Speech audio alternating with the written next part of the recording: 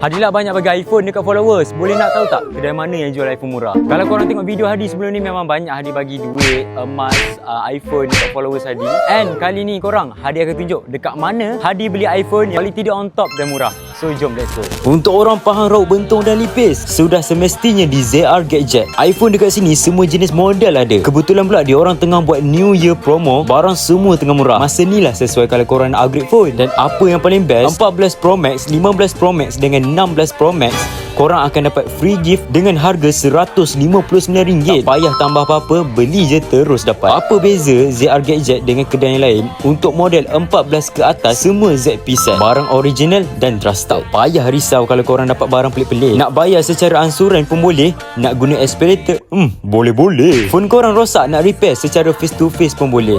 Bateri dengan LCD bagi 15 minit je, terus look like news. Aku pun sempat ML lagi. Hui, menang mat. Aku rasa dekat sini memang sesuai untuk korang push rank. So korang tunggu apa lagi? Warga Pahang, raut bentung dan lipis. Kedai pun dah buka, promo pun dah jalan, free gift pun korang dapat. Jom upgrade phone korang sekarang sebelum habis.